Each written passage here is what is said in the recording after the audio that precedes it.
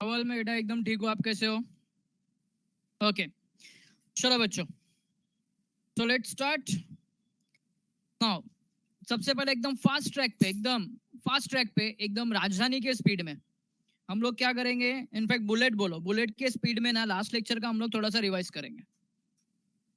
क्या रिवाइज करेंगे? तो लास्ट लेक्चर में हम लोग ने शेयर्स के बारे में कुछ पढ़ा था, शेयर्स का feature and good evening shares का फीचर्स वगैरह पढ़े थे। तो कीवर्ड था mode, value and kind of trip. तो फास्ट ट्रैक पे पढ़ते हैं। सबसे पहला shares. If you remember, shares का अपना सेक्शन है 2 क्लॉज 84। शेयर्स का सेक्शन है 2 क्लॉज 84। अब आता है मीनिंग। तो शेयर्स का सिंपल मीनिंग बताया था, smallest unit in total capital of company. Simple meaning shares का, smallest unit in total capital of company. फिर आता ओनरशिप। ओनरशिप किसको मिलती है? शेयर होल्डर्स को मिलती है। किसको मिलती है? शेयर होल्डर्स को मिलती है। ठीक है। डिस्टिंक्टिव नंबर, ये आपको पता है शेयर्स के सीरियल नंबर होते हैं, लेकिन कल मैंने पढ़ाया था कि ये जो फिजिकल फॉर्म में होते हैं, जो शेयर सर्टिफिकेट पे होते हैं, तो डिस्टिंक्टिव नंबर है। बट अगर डीमैट फॉर्म में होते हैं, जिसको बोलते हैं डीमटेरियलाइजेशन, जो अपने को चैप्टर नंबर 9 पूरा पढ़ने का है, डीमटेरियलाइजेशन या डिपॉजिटरी, उसके अंदर मालूम पड़ेगा कि जो डीमैट अकाउंट के जो ऑनलाइन शेयर्स होते हैं, जो ऑनलाइन ट्रेडिंग होती है, उसके अंदर अपने को डिस्टिंक्टिव नंबर नहीं होता है। Evidence of title, share certificate. Evidence of title, share certificate. Value of shares, तो वैल्यू ऑफ शेयर्स के अंदर शेयर्स के 3 वैल्यू होते हैं। एक होता है फेस वैल्यू, एक होता है इशू प्राइस, और एक होता है मार्केट प्राइस या market value. Face value, issue value, market value, जिसको हम लोग फेस वैल्यू बोलते हैं, फिर फेस प्राइस नहीं बोलते हैं, फेस वैल्यू बोलते हैं। इनवॉइस प्राइस को इनवॉइस वैल्यू भी बोलते हैं, सॉरी इनवॉइस नहीं, सॉरी इशूड प्राइस और इशूड वैल्यू भी बोलते हैं। And MP, that is the market price और मार्केट वैल्यू। वो इनवॉइस प्राइस मैं दूसरे किधर पढ़ा रहा था ना, वो याद आ गया मेरे को अभी। तो आईपी मतलब इशूड प्राइस। ठीक है, चलो बच्चों, what is a face value? Face value बोला मतलब it is original value of the shares which is written in memorandum written in share certificate and mentioned in memorandum of association. Issue price बोला मतलब at which price company issues the shares. Market price बोला मतलब it is a price on which shares are traded in stock market or traded in market. Market बोला मतलब shares का जो market होता है उसको हम लोग बोलते हैं शेयर मार्केट, स्टॉक एक्सचेंज बोलते हैं। ऐसा नहीं कि कोई भी कंपनी आएगी, कोई भी कंपनी ऐसा खड़ी रहेगी मजनू भाई की जैसा बोलेगी आलू ले लो, शेयर्स ले लो, ऐसा नहीं होता उधर पे। तो आप बोलेंगे सर इधर मार्केट बोला मतलब ऐसा कोई खड़ा रह गए, अंबानी का 50 शेयर नहीं, रिलायंस का 50 शेयर, टाटा का 50 शेयर, 50 शेयर लो, 50 शेयर लो, बीच का 50, ऐसा कुछ नहीं होता है इधर पे। इधर पे ऑनलाइन ट्रेडिंग होती है, इधर ऑनलाइन ट्रेडिंग होती है। तो ये होता है मार्केट प्राइस। अब उसके बाद में जो इंपॉर्टेंट पढ़ा था हम लोग ने, इशू प्राइस 3 पार्ट में होता है। कौन से 3 पार्ट में होता है? एक होता है एट पार, एक होता है एट प्रीमियम, और एक होता है एट डिस्काउंट। तो एट पार बोला मतलब क्या? वेरी गुड, एट पार बोला मतलब क्या? When face value is equal to issue price. जब face value and issue price दोनों सेम होगा तब उसको बोलेंगे issued at par. When issue price is more than face value तो उसको बोलेंगे issued at premium. Sir example, 10 का फेस वैल्यू 20 रुपए में बेचा, 10 का फेस वैल्यू 20 रुपए में बेचा, तो ये हो गया इशूड एट प्रीमियम। और एट डिस्काउंट का मतलब क्या? Where issue price is less than face value. इसके लिए बहुत बार ऑब्जेक्टिव्स आता है। जैसे ऑब्जेक्टिव क्या आता है? When shares are issued above the face value. Above the face value बोला मतलब क्या आएगा? प्रीमियम आएगा या डिस्काउंट आएगा? Above the face value. देखो एग्जाम में बहुत बार क्वेश्चन आता है, shares are issued above the face value, तो प्रीमियम आएगा। Above the face value premium, below the face value discount, above the face value premium and below the face value discount. और last में जो discount आता है, discount is prohibited. इसके ऊपर shares हम लोग इशू नहीं कर सकते, डिसअलाउड है, ठीक है। चलो, kinds of shares, kinds of shares ये अपना होता है सेक्शन 43। दो टाइप के शेयर, इक्विटी एंड प्रेफरेंस। आज के लेक्चर में मैं इक्विटी स्टार्ट करेगा, आज के लेक्चर में मैं इक्विटी स्टार्ट करेगा और आज के लेक्चर में इक्विटी खत्म भी करेगा मैं। Transferability, public company shares easily transferred, easily transferred. Sir इसका मीनिंग क्या है? तो सिंपल मीनिंग है, आउटसाइडर को इमीडिएटली क्या कर सकते हैं, बेच सकते हैं। लेकिन पब्लिक कंपनी में एक रेस्ट्रिक्शन है कि डायरेक्टर पहला क्या बोलेगा, एग्जिस्टिंग शेयर होल्डर को बेच, बाहर वाले को मत बेच। या कोई तेरे पहचान का जो कंपनी के ऑलरेडी शेयर होल्डर्स है, एग्जिस्टिंग शेयर होल्डर मत, एडमिशन जिन्होंने ऑलरेडी शेयर्स परचेस करके रखा हो उसको बोलते हैं एग्जिस्टिंग। आज के लेक्चर में पॉइंट आएगा, मैं डिस्कस करूंगा इसको। राइट्स, तो शेयर होल्डर्स को क्या क्या राइट्स है? तो याद है, मीटिंग, वोट, डिविडेंड एटसेट्रा। फिर इनकी इनकम क्या होती है? इनकी इनकम होती है डिविडेंड, इनकी इनकम क्या होती है? डिविडेंड। एंड जो लास्ट वन है, property of the share holder, it is a movable property. कैसी प्रॉपर्टी है? मूवेबल प्रॉपर्टी है, because it can be easily transferred, it can be easily transferred. तो लास्ट लेक्चर में बच्चों हम लोग ने ये पॉइंट डिस्कस किए थे, इतना पॉइंट अपना डिस्कस किया था हम लोग ने। तो अपना ये मैराथन रिवीजन दो, तो मैराथन रिवीजन अपना अभी ओवर होता है। अब अभी हम लोग जाते हैं नेक्स्ट आज के लेक्चर में इक्विटी शेयर्स के ऊपर। अब यहां से तुम्हारा ऑब्जेक्टिव्स मजबूत चालू हो जाएगा।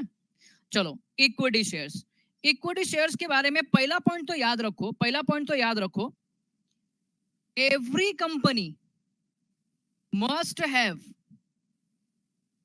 Equity shares.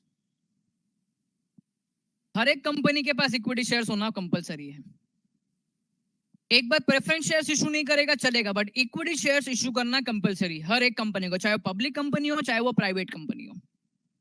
Okay, it is the basic source of finance. मतलब हर एक कंपनी इक्विटी शेयर से पैसा कलेक्ट करेगा ही करेगा।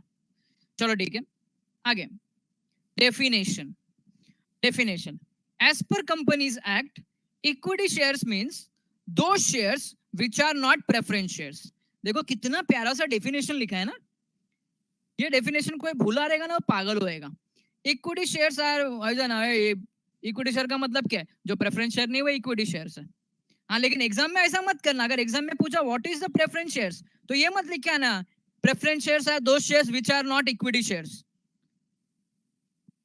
एग्जामिनर अगर तुम्हारे कॉलेज के सर, क्लासेस के कॉलेज के सर ने तुमको पकड़ लिया ना, इतना मारेंगे, इतना मारेंगे ना, इतना मारेंगे शक्ल पहचान में नहीं आएगी अगर ऐसा डेफिनेशन लिख के आ गए तुम लोग तो दोनों का मीनिंग तो सेम होता है ना। अरे वाट मत लगाना उधर पे, ये मीनिंग है ना, ये जो मीनिंग है, ये जो डेफिनेशन है कंपनीज एक्ट ने दी है। तो इक्विटी शेयर मींस दो shares which are not preference shares. मतलब अभी इक्विटी शेयर समझने के लिए पहला अपने को क्या पढ़ना पड़ेगा? प्रेफरेंस शेयर्स पढ़ना पड़ेगा। क्या पढ़ना पड़ेगा? प्रेफरेंस शेयर्स पढ़ना पड़ेगा। अगर तुमको याद होगा, अगर तुमको थोड़ा भी याद है, तो मैंने तुमको बताया था, अच्छा जो प्रेफरेंस शेयर्स होते हैं इनको दो चीज में प्रेफरेंस है। क्या क्या चीज में प्रेफरेंस है? याद है तुम लोग को? कुछ नहीं याद है तो बताता हूं तुमको मैं। इनको दो चीज में प्रेफरेंस है। क्या बात है, वेदांत ने खतरनाक आंसर दे दिया। बाकी लोग जाग जाओ, जाग जाओ, संडे का हैंगओवर उतरा नहीं लगता है अभी। जागो रे जागो, फटाफट जागो। Very good. इनको दो चीज में प्रेफरेंस है, एक है payment of dividend, payment of dividend, और सॉरी और नहीं, and repayment of capital, repayment of capital. ये बाकी लोग सो गए क्या तुम लोग? कि तुम लोग को सर मस्त भी मौसम एकदम ठंडा लग रहा है तो मस्त नींद आ रही है हम लोग को, जागो रे जागो। चलो ओके, तो इक्विटी शेयर्स का मतलब क्या है? तो इक्विटी शेयर्स मींस दो shares which are not preference shares. अगर तुम इसको दूसरा एंगल से लो, दूसरा एंगल से लो, तो दूसरा एंगल क्या है? Those shares which does not enjoy या do not enjoy preference in payment of dividend और रीपेमेंट ऑफ कैपिटल। इसको इस तरह से समझो, जिस शेयर्स को डिविडेंड का एंड रीपेमेंट ऑफ कैपिटल का प्रेफरेंस है, उसको हम लोग क्या बोलेंगे? प्रेफरेंस शेयर्स बोलेंगे। एंड जिस शेयर्स को ये प्रेफरेंस नहीं है उसको हम लोग बोलेंगे इक्विटी शेयर्स। क्या बोलेंगे हम लोग उसको? इक्विटी शेयर्स बोलेंगे। ये इसका सिंपल मीनिंग है। तो ये डेफिनेशन का मीनिंग क्या आता है? तो डेफिनेशन का पहला मीनिंग ये आता है, the above definition explains that equity shares do not enjoy preference for dividend, do not enjoy preference for dividend. And second, the equity shares do not have priority for repayment of capital at the time of winding of the company. मतलब जब भी बटेगा तो पहला line में कटोरा लेके preference वाले खड़े रहेंगे, हम फर्स्ट पहला में आएगा, हमको पहला मिलेगा। उसके बाद में इक्विटी को जितना मिलने का मिलेगा, बट पहला तो हमको मिलने वाला है। तो those shares which enjoy preferential right, ध्यान से सुन लेना wording, those shares which enjoys preferential rights are known as preference shares, and those shares which does not enjoy preferential right. अभी प्रेफरेंशियल राइट में क्या क्या आ गया? तो ये जो दो है ना, ये दो प्रेफरेंशियल राइट हो गए, इसको बोलेंगे प्रेफरेंशियल राइट। जो शेयर से प्रेफरेंशियल राइट एंजॉय नहीं करते वो शेयर्स को हम लोग क्या बोलेंगे? इक्विटी शेयर्स बोलेंगे। क्या बोलेंगे? इक्विटी शेयर्स बोलेंगे। ठीक है, चलो, तो मीनिंग सबको समझ गया? Meaning, hello, meaning is clear?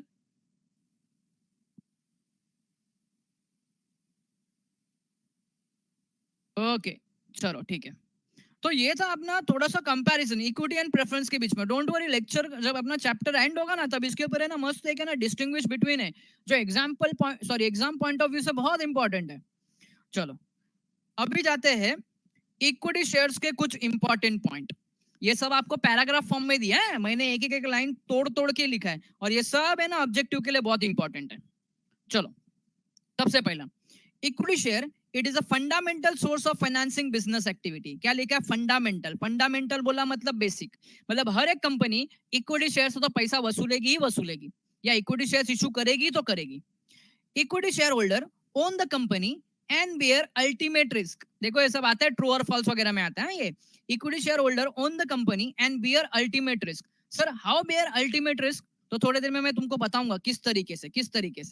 चलो, नेक्स्ट है residual Clement. What do you mean by residual Clement? Residual Clement का मतलब बचा खुचा, जो बचा वो इनका, नहीं बचा तो नहीं मिलेगा, जो बचा इनका, नहीं बचा नहीं मिलेगा। यूजुअली मैं किसी के ऊपर कमेंट नहीं कर रहा हूँ, यूजुअली विलेज में अपने को ज्यादा देखने को मिलता है, जो विलेज में जो घर की लेडीज होती है वो सबसे लास्ट में खाना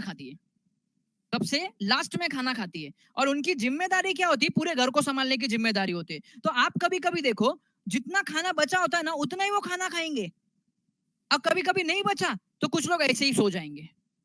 बराबर है? ऐसा गांव में देखने को मिला है, यूजुअली देखने को मिला है, गांव में देखने को मिलता है। आपने कभी गांव में नहीं देखा है, सीरियल्स वगैरह में देखा होगा कि लेडीज घर पूरा संभालती है, दे आर द ओनर, उन लोग बहुत अच्छे से घर संभालते हैं, लेकिन एट द एंड में जब खाना खाने का टाइम आता है पहले सबको खाना जाता है, बाद में जो बच गया, थोड़ा बचा तो थोड़ा खाएंगे, नहीं बचा तो नहीं खाएंगे। वैसे इनकी हालत है। ये रियल ओनर है, इनको मिला तो ठीक, नहीं मिला तो भी ठीक, इसके लिए इनको बोलते हैं residual Clement. Residual Clement, claim मतलब अपना अधिकार जमाने का, रेसिडुअल मतलब जो बचा है वो, जितना बचा वो अपना, ज्यादा बचा तो उस दिन हैप्पी रहते हैं, कम बचा तो ये किसी को जाके क्लेम नहीं करेंगे, अरे बाबा मैं ओनर है, मैं जाके दुनिया भर के साथ में लड़ाई करेगा तो कैसे चलेगा रे बाबा। ठीक है, चलो आगे। Do not carry fix rate of interest and rate of dividend, interest नहीं, rate of dividend recommended by board of director। recommended by मतलब suggested by।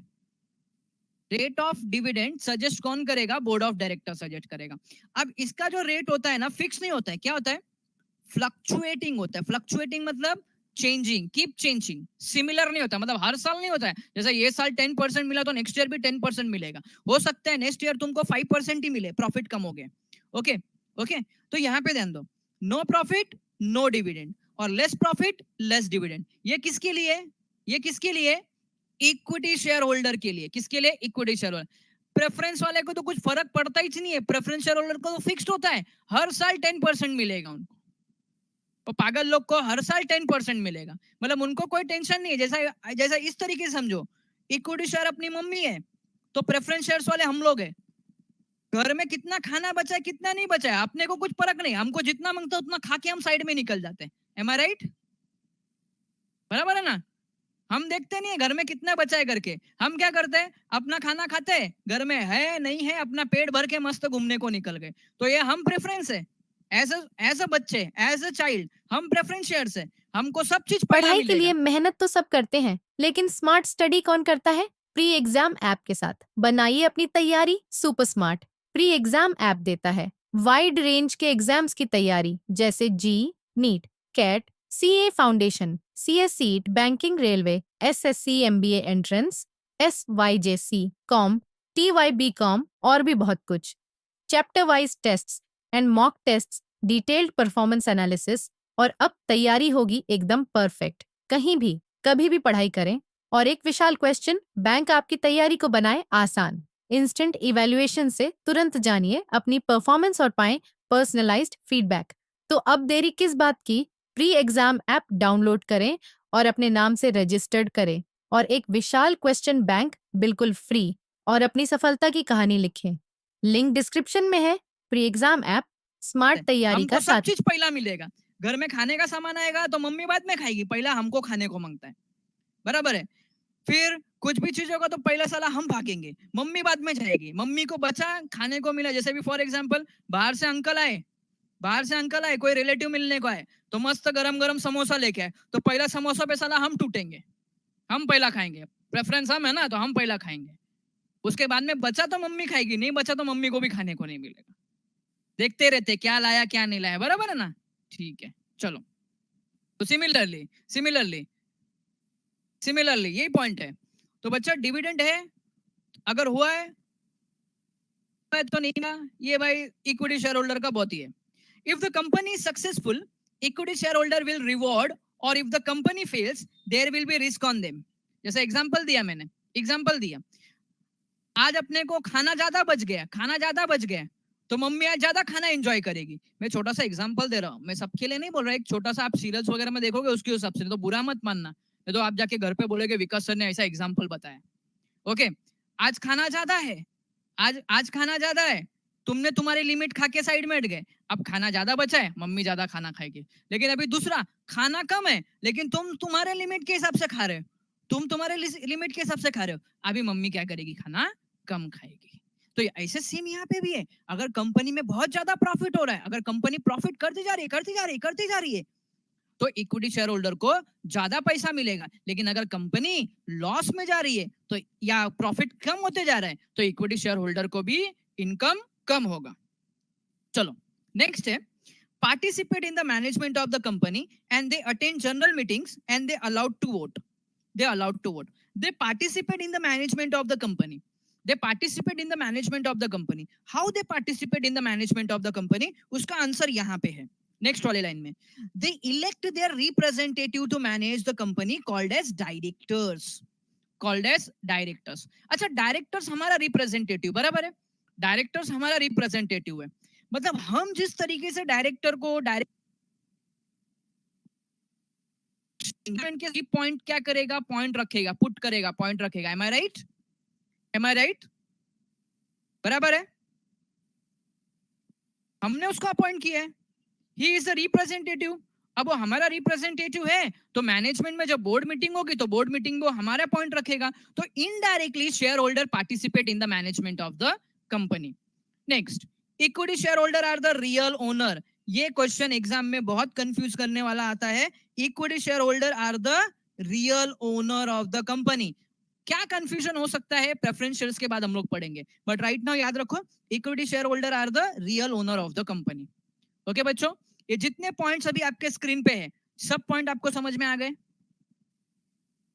हेलो, फटाफट रिप्लाई करो सब लोग, जो बीच बीच में नहीं बोल रहे थे उनको भी बोल रहा हूँ। जितने भी पॉइंट्स आपके स्क्रीन पे है, ये पॉइंट्स आपको आ गए। गवर्नमेंट टेक्स्ट बुक में सब है, डोंट वरी, सब पॉइंट है। मैंने खाली उसको तोड़ तोड़ के लिखा है, पूरा नहीं पढ़ने का अपने को, मेन हाईलाइटेड पॉइंट पढ़ने के अपने को, जो याद रख सके हम लोग। ठीक है, चलो आगे बढ़ते हैं। अभी जाते हैं फीचर्स पे। तो सबसे पहला परमानेंट कैपिटल। देखो परमानेंट कोई चीज कौन सी होती है, तो परमानेंट ये चीज, अच्छा, risk and venture capital, okay इधर रह गया ना। Risk and venture capital. बच्चों रिस्क एंड वेंचर कैपिटल अभी है, इसका मतलब क्या होता है? रिस्क कैपिटल मतलब क्या होता है? रिस्क कैपिटल मतलब क्या होता है? देखो पहला पॉइंट तो ये कि इनको डिविडेंड फ्लक्चुएटिंग मिलता है, इनको डिविडेंड फ्लक्चुएटिंग मिलता है। ओके, हो सकता है प्रॉफिट नहीं है तो डिविडेंड मिले ना, और जिस साल डिविडेंड नहीं मिला तो नेक्स्ट ईयर भी डिविडेंड इनको कंपलसरी मिलेगा क्या? ऐसा भी नहीं है। तो इसमें इन्वेस्ट करना क्या है? रिस्क है। क्या है? रिस्क। आप कभी कभी सुनते हो ना, कभी कभी सुनते हो ना कि शेयर्स में पैसा डाला डूब गया, सुनते हो कभी कभी? शेयर्स में पैसा डाला डूब गया, रिस्क है करके शेयर्स में। ओके, वो ये है, इक्विटी शेयर्स है। और वेंचर कैपिटल मतलब क्या? वेंचर कैपिटल मतलब क्या? इक्विटी शेयर्स यूजुअली स्टार्टिंग से होता है, और ये कंपनी के ग्रोथ के लिए, कंपनी के लिए ग्रोथ के लिए क्या करते हैं हम लोग? इसको इन्वेस्ट करते हैं, इसके लिए इसको हम लोग बोलते हैं वेंचर कैपिटल, इसके लिए इसको हम लोग बोलते हैं वेंचर कैपिटल। तो इक्विटी शेयर्स को हम लोग risk capital as well as venture capital भी बोलते हैं, ये भी इसके लिए याद रखना ऑब्जेक्टिव के लिए। नेक्स्ट है permanent capital. What is a permanent capital? तो परमानेंट कैपिटल है ना, ध्यान से सुनना, परमानेंट कैपिटल, परमानेंट कैपिटल का मतलब ये है कि ये कैपिटल सर्टेन ईयर्स के लिए नहीं होता है, कि जैसे 10 ईयर, 10 ईयर्स, 20 ईयर्स। ये दो कंडीशन में रिटर्न होता है। एक कंडीशन क्या है? या तो कंपनी बंद हो जाए तब रिटर्न होगा, या तो कंपनी बंद हो जाए तो रिटर्न होगा, या तो कंपनी के पास ज्यादा पैसा आ गया है और कंपनी ने अभी शेयर होल्डर को ऑफर दे दिया कि तुम मेरे शेयर्स वापस कर दो, तुम मेरे शेयर्स वापस कर दो, मैं तुमको मेरे शेयर्स के बदले में पैसा देगा, जिसको हम लोग बोलते हैं बायबैक। क्या बोलते हैं हम लोग? बायबैक। बायबैक में कंपनी क्या करता है? जो शेयर्स कंपनी ने इशू किया है ना, वो शेयर्स कंपनी शेयर होल्डर के पास से वापस खरीद लेता है।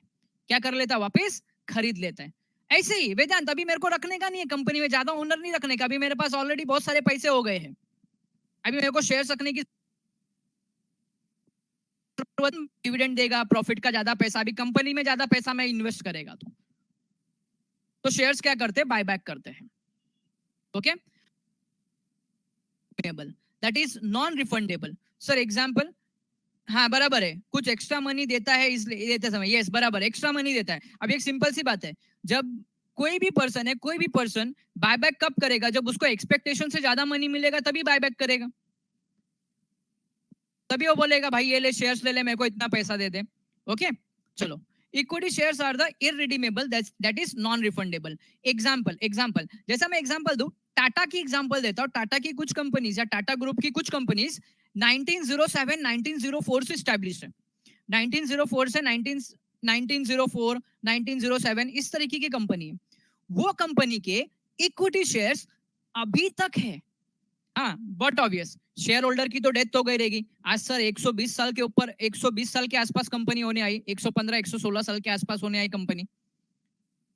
ओके 116 117 साल के आसपास होने आए, तो शेयर होल्डर तो जिंदा नहीं होंगे। अब जो शेयर होल्डर जिंदा नहीं है, उनके नॉमिनी तो जिंदा है ना, उनके नाम के ऊपर शेयर्स ट्रांसफर हो गए अभी, तो वो शेयर्स अभी भी कंपनी में है, वो शेयर्स अभी भी कंपनी में। मतलब जब तक कंपनी वाइंड अप नहीं होती तब तक इक्विटी शेयर्स का पेमेंट नहीं होगा, ये पहला कंडीशन। और सेकंड कंडीशन बायबैक है, second condition buyback.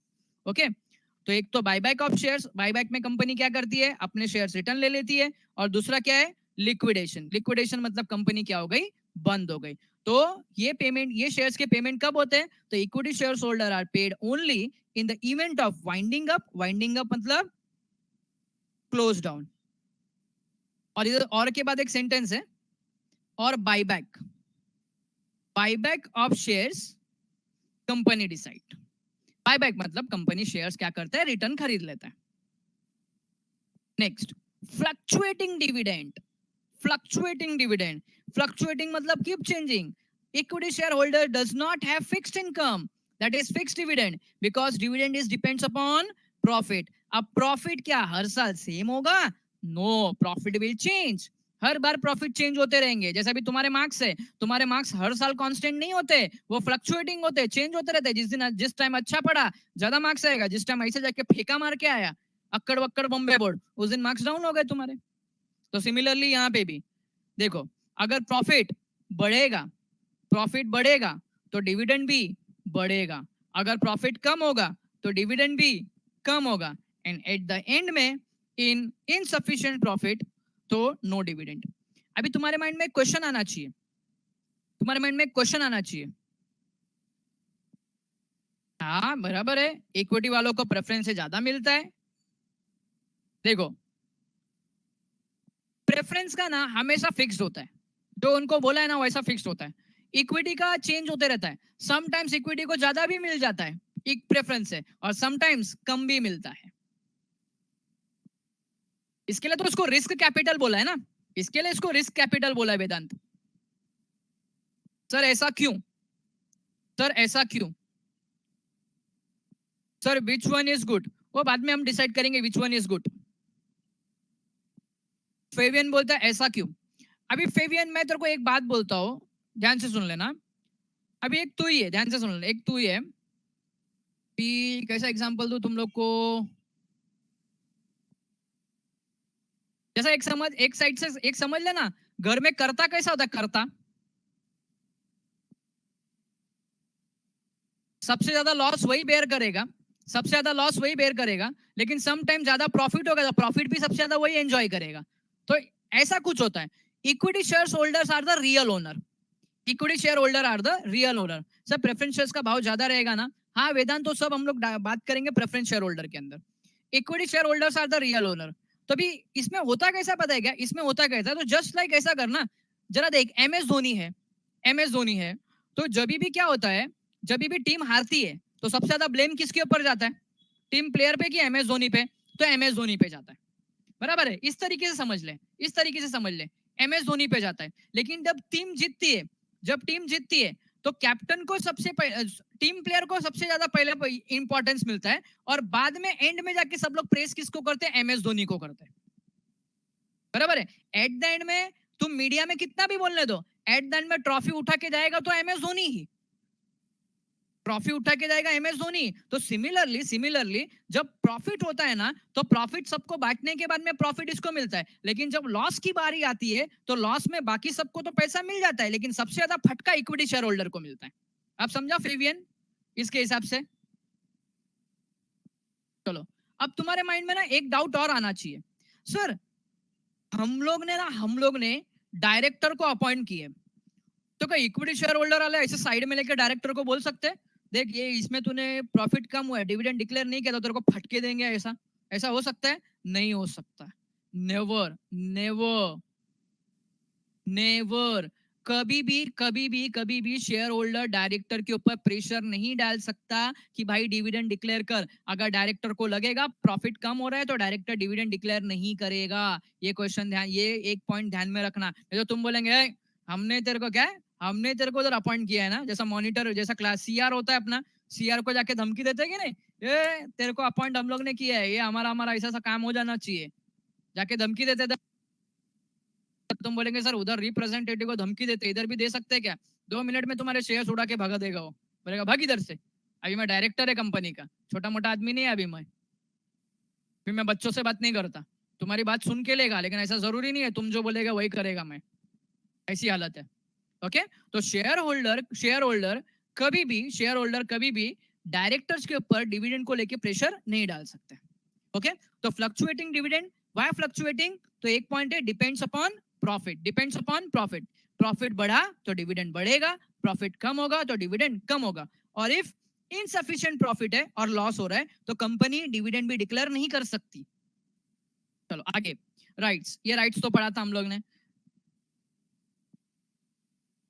Equity holder has a right to inspect statutory book, statutory book का एक एग्जांपल है मिनट्स बुक, अगर आपको याद होगा। Third, right to transfer shares, they can transfer their share to anyone outsider, किसी को भी ट्रांसफर कर सकते हैं। right to share in profit, जिसको हम लोग बोलते हैं क्या, डिविडेंड। प्रॉफिट हो गया तो सब मिल बांट के खाएंगे, उसको बोलते हैं डिविडेंड। तो ये 4 राइट याद रखने के, 4 राइट्स में क्या क्या है, तो पहला राइट है right to attend meeting, right to vote, right to transfer statutory, sorry right to inspect statutory book, transfer shares और डिविडेंड। इतने पॉइंट्स याद रखने की राइट्स के अंदर। फिर आता है नो प्रेफरेंशियल राइट, जैसा मैंने तुमको बताया, नो प्रेफरेंशियल राइट किसके लिए, तो 2 लोगों के लिए या 2 मैटर में। 2 मैटर में कौन कौन से 2 मैटर में, पहला एक तो डिविडेंड के मैटर में, और दूसरा कौन से मैटर में, रीपेमेंट ऑफ कैपिटल। ये 2 मैटर में इसको ना बच्चों प्रेफरेंशियल राइट नहीं है। सर बताओ ना, थोड़ा आप मेरे को एक्सप्लेन करके बताओ। एक्चुअली पॉइंट इतना डिस्कस करने का था, लेकिन अभी मैं आपको ये बताता हूँ। ये देखो, ये रेवेन्यू स्टेटमेंट है। रेवेन्यू स्टेटमेंट बोला मतलब कंपनी का प्रॉफिट एंड लॉस, कंपनी का प्रॉफिट एंड लॉस। अब यहाँ पे ध्यान दो, अब यहाँ पे ध्यान दो बच्चों। देखो, सब करने के बाद में मैं इधर पे स्टार मार्क करो, क्या आया? Net profit after tax, net profit after tax. अब बच्चों इधर पे देखो, नेट प्रॉफिट आफ्टर टैक्स के बाद में आपको डिविडेंड तो दिख रहा है, प्रेफरेंस का डिविडेंड भी दिख रहा है, इक्विटी का डिविडेंड भी दिख रहा है, लेकिन दोनों में पहला कौन है? तो दोनों में पहला प्रेफरेंस है, उसके बाद में इक्विटी है। दोनों में पहला प्रेफरेंस है, उसके बाद इक्विटी है। मतलब नेट प्रॉफिट के बाद में इक्विटी, प्रेफरेंस को डिविडेंड देने के बाद में जो पैसा बचा उसमें इक्विटी को जाएगा, उसके बाद का पैसा किधर जाएगा? रिजर्व्स, जिसको हम लोग बोलते हैं रिटेन्ड अर्निंग्स, जिसको हम लोग क्या बोलते हैं? रिटेन्ड अर्निंग्स, उसको हम लोग बोलते हैं रिटेन्ड अर्निंग्स, कंपनी का सेविंग उसमें जाता है। तो देखो, ये रेवेन्यू स्टेटमेंट है, आपको ऐसा पढ़ना पड़ेगा। आप ऐसा पढ़ोगे आगे जाके, अभी नहीं, ग्रेजुएशन लेवल